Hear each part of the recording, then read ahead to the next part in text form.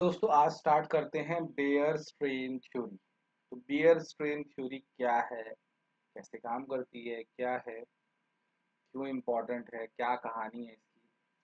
Actually में suppose एक question कई बार कंफ्यूज करता है कि अगर हम एल्कीन पढ़ते हैं, अभी एल्कीन स्टार्ट नहीं किया लेकिन फिर भी मैं बता देता हूँ कि सपोज मेरे पास एक ऐसा सिस्टम है CH3CH डबल बॉन्ड CH2, तो जिसमें डबल बॉन्ड रहता है उसको एल्कीन बोलते हैं। तो ये ऐसा भी हो सकता है, लेकिन मिनिमम मैं इससे स्टार्ट करूंगा। तो अगर मैं इसका मॉलिक्यूलर फॉर्मूला देखूं तो ये होगा C2H6। एक बंदे ने बोला कि एक कंपाउंड ए है जिसका मॉलिक्यूलर फॉर्मूला क्या है, C2H6। तो जो लोग चीते बनेंगे कहेंगे, उनसे पूछा जाएगा बताओ क्या पॉसिबिलिटीज है, कितने उसके आइसोमर पॉसिबल है। एक बोल देगा कि सर एक ही पॉसिबल है, लेकिन एक्चुअली में एक नहीं दो पॉसिबल है। ये रिंग की फॉर्म में भी एग्जिस्ट करता है। कमाल की बात इसमें यही है। तो नेचर में हमको 5 मेंबर्ड और 6 मेंबर्ड रिंग मिलती है। 5 मेंबर्ड और 6 मेंबर्ड कार्बन रिंग्स मिलती हैं। तो इस चीज को एक्सप्लेन करने के लिए बेयर्स ने कुछ फंडामेंटल्स दिए कि रिंग बनाना एक नेचुरल प्रॉपर्टीज है एल्कीन की। एल्कीन के बेसिस पे रिंग्स नहीं बनती है, वैसे उनका नाम वैसे किया जाता है, लेकिन वो एक्चुअली में एल्कीन के इक्वल होते हैं। तो मैं इसको मतलब मैं समझाने की कोशिश करता हूँ, क्योंकि एल्केन को अगर सपोज अगर तुम इसका मॉलिक्यूलर फॉर्मूला देखोगे C2H6 और इसका मॉलिक्यूलर फॉर्मूला देखोगे तो ये है CH2, ये भी CH2 है। हर एक कॉर्नर एक CH2 बता रहा है। तो अगर आप इसको देखोगे तो इसका फॉर्मूला क्या होगा, C2C3H6, सॉरी C3H6 होगा। इसका फॉर्मूला क्या होगा, C3H6। तो दो कंपाउंड जिनका फॉर्मूला C3H6 हो सकता है, वो दो आइसोमर्स पॉसिबल हो सकते हैं, एक एल्कीन भी और अ, एक ये C3 एक डबल बॉन्ड वाला और एक ऐसे वाला। तो नेचर में हमको ये दो रिंग ना बहुत इजीली मिलती हैं, 5 मेंबर और 6 मेंबर। 6 मेंबर ये, 5 मेंबर ये, 6 डाल देते हैं यहाँ पे, 5 डाल देते हैं, इसमें 4 डाल देते हैं। तो कैसे क्यों मिलती है, कोई नेचर भी है। तो बेयर ने क्या बोला, बेयर एक साइंटिस्ट है जिन्होंने इस पे काम किया। बेयर्स ने क्या बोला कि कोई भी रिंग तब तक स्टेबल नहीं होगी जब तक उसका डिस्टॉर्शन, मतलब हर एक जो भी सिस्टम है कार्बन बेस्ड सिस्टम, वो 109.5 डिग्री का एंगल लेने की कोशिश करेगा, which is similar to methane. Methane में बॉन्ड एंगल इतना ही होता है, ठीक है। तो जो भी, अब अगर मैं इसमें डिस्टॉर्शन निकालने की कोशिश करूं, तो अगर मैं साइक्लो, मतलब मैं इसको नहीं निकाल रहा हूँ, इसमें तो बहुत ज्यादा होगा, तो साइक्लोप्रोपेन तो बिल्कुल भी स्टेबल नहीं होना चाहिए था।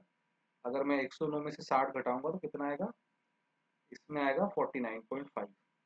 बहुत ज्यादा स्ट्रेन है, मतलब ये 109.5 से 49.5 पीछे है। तो इसमें बहुत स्ट्रेन रहेगा, तो ये बिल्कुल भी स्टेबल नहीं बनता है।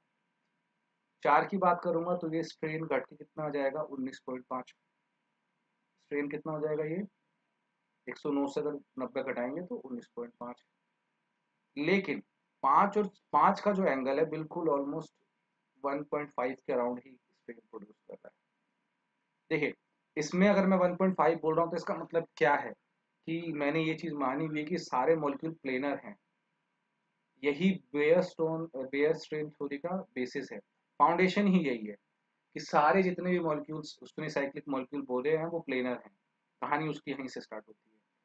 और जैसे ही उसने ये बोला ना प्लेनर है, तब तुम बोल सकते हो कि एंगल्स क्या क्या है, मतलब एंगल्स के टर्म्स में तुम बात करते हो।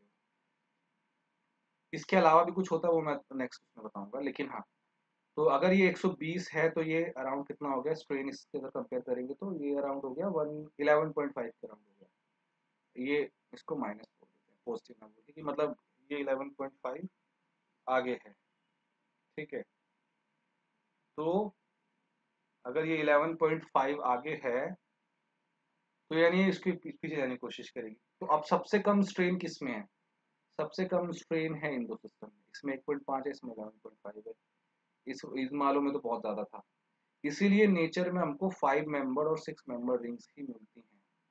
लेकिन इसके लिए फिर एक और थ्योरी आती है, उसको बोलते हैं हम, उसको हम बोलते हैं, मेरे को अच्छे से याद तो नहीं है लेकिन कुछ कुछ थोड़ा थोड़ा सा याद है, जो मुझे मतलब इसको शायद मोजस थ्योरी बोलते हैं, मुझे जो ढंग से याद नहीं है। मोजस थ्योरी बोलते हैं कि मतलब जो बड़े सिस्टम्स चले जाते हैं, बड़े सिस्टम्स की केसेस में मोजस थ्योरी काम आती है। तो मोजस थ्योरी थोड़ी सी बेस्ड है, थोड़ी कम मॉडिफिकेशन है, वो क्या कहती है कि हमारे जो सिस्टम्स है ना, वो वो नहीं है, प्लेनर नहीं है। जैसे ही तुम हेक्सेन की बात करोगे तो उसकी दो फॉर्म्स होती हैं।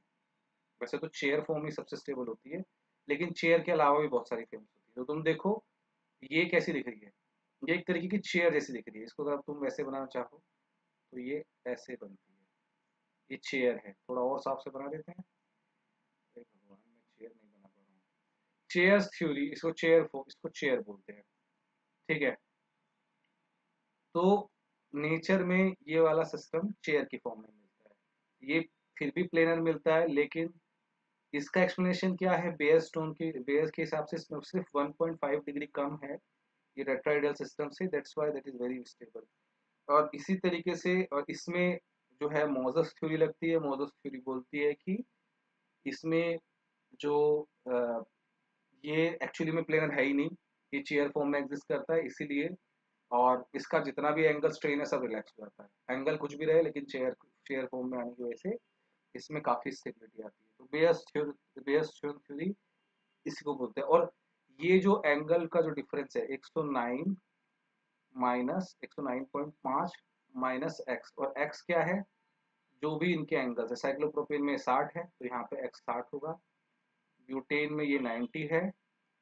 ठीक है, तो ये 90 होगा, यानी जो स्ट्रेन होगा वो क्या होगा, 109.5 माइनस 60 प्रोपेन के लिए, 109.5 माइनस 90 साइक्लोब्यूटेन के लिए।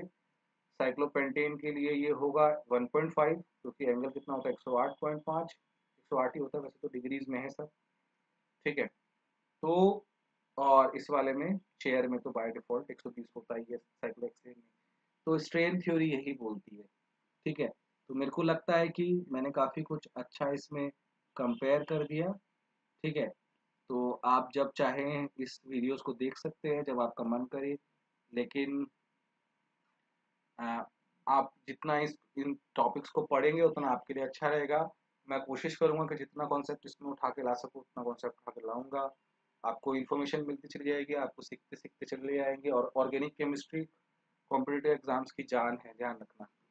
दुनिया में सबसे, अगर अगर आप मैथ्स को टफ मानते हैं तो ऑर्गेनिक केमिस्ट्री मैथ्स के इक्वलेंट ही होती है। क्योंकि जितने आप, अगर आपको नहीं याद है चीज़ें तो आप इतनी गलती करते हैं ऑर्गेनिक केमिस्ट्री में जितने आप सोच नहीं सकते। वो आपको सिंपल रिएक्शंस में भी फंसा सकते हैं। तो इसको भूलना नहीं है। और इस टर्म को क्या बोलते हैं, जो डिफरेंस है, इसको एंगल स्ट्रेन बोलते हैं, इसको नहीं भूलना है, एंगल स्ट्रेन। और एक और कॉन्सेप्ट जो भूलना नहीं है कि बेयर्स थ्योरी जो है, जो हमारी बेयर्स थ्योरी है, वो प्लेनर पे काम करती है। वो सारे सिस्टम्स को प्लेनर मानती है, तब उसका पॉइंट कंप्लीट करती है। तो आई होप ये छोटा सा वीडियो आपको पसंद आएगा। शेयर करिए, लाइक करिए, सब्सक्राइब करिए, और देखते रहिए हमारा चैनल इस तरह की इन्फॉर्मेशन के लिए।